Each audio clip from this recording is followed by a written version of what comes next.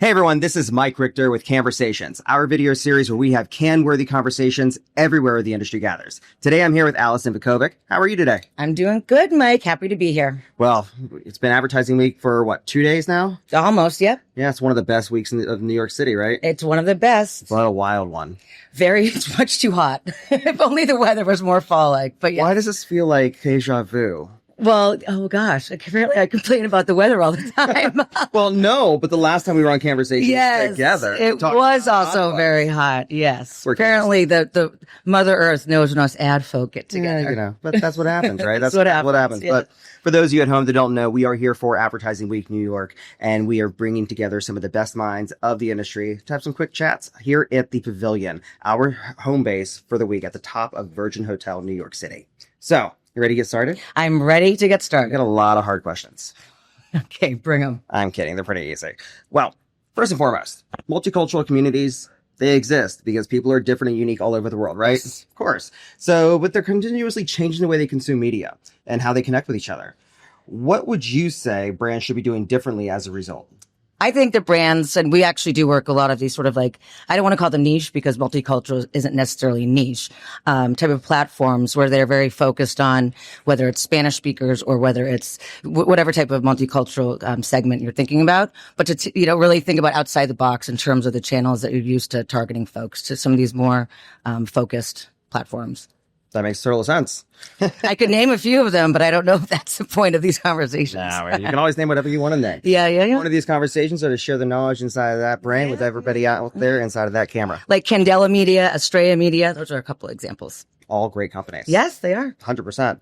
Well, speaking of niche, this has become kind of a niche area, but it's blown into a macro area. Retail media. I think you're an expert at that, aren't you? Well, I think retail media is sort of a old kind of name for it. I think it's more commerce media because it's not just related to retailers. It goes across the spectrum, or really anyone who is transacting or any merchant is transacting and has that first party data about who's buying what, and they're going to sell it. And now you're seeing, Capital One is about to launch something. All these other sort of non-brick and mortar retailers are getting in the game. And why not? It's extra revenue. Well, I mean, it's a big deal. It's a big deal. Continues to be a big deal. Yeah. So along with that too, how do you see it's changing the way consumers shop? I don't think consumers really understand it. What would be interesting though, and if you, whenever down the line, is to see how it really turns out in terms of like what retailers are selling based on having like hard data in terms of what is driving revenue. Well, or sales, I think would be a better. Sales, revenue, similar stuff in that case. And, with that being said, it's all part of a marketing plan. Although I will say how consumers shop, Criteo, back in the day, it's still, I think, changing how consumers shop. I know it does for me. You got those pair of boots or whatever. It's like stories all the time following you around. I mean, now we just shop in our sleep and we're like, what the hell are we buying? What's showing up on our doorstep? In our sleep? Is that what we're in our sleep or is after? It feels like it. I mean, it might be after a few. Or maybe after a happy hour at ad week, right? Go home and shop after this. Yes. By all means. So, and with that being said as well, what do you think is the key to making a successful part of somebody's media plan? Marketing plan. What do I think is a key? Yeah, for retail media. For retail media is, again, that closed loop attribution. Yeah.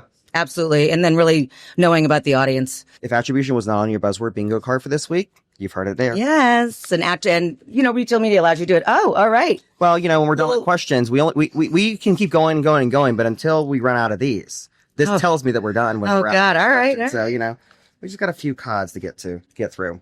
Do you know much about AI? Yes. Yeah? I mean, yes. Well, then we can totally dive into this. How can we use AI to connect with people on a deeper, more human level? Oh, that's a trick question. Is it? Oh, I think AI to connect with people. There's so many different facets of AI on a human level. That's a really hard question. I mean, are we using a ChatGPT to write our emails, and is that making it more human? I don't know. Has it helped you connect to more people and more? Has it helped someone be more articulate in an idea that they're trying to convey? Maybe. That's provocative. Cannesversations are provocative questions. We love provocation. Yes. We do. Well, speaking of provocative things, authenticity. Some consider it a provocative word. Some are tired of hearing it. When it comes to authenticity, it is a word we hear so much, right? Yeah. Almost to the point where it's lost its meaning. Yes. Right? So what does it really mean to you to be authentic?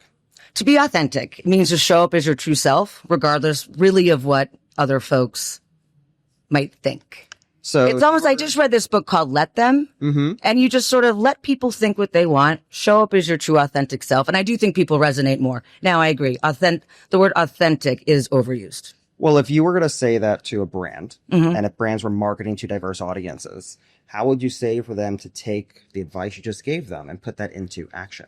They have to show up as themselves. So I think it really just starts with their brand, knowing their brand story, their origin, understanding what they bring to the table from a value standpoint. I think consumers, whether it's a B2C or a B2B consumer, can spot inauthentic actions in a heartbeat. So stop talking about it and just do it. Stop talking about it. And also, like, don't force an issue. There's some brands, they shouldn't be showing up in certain areas. Totally. 100%. Yeah. Not that this isn't important, but done with that question.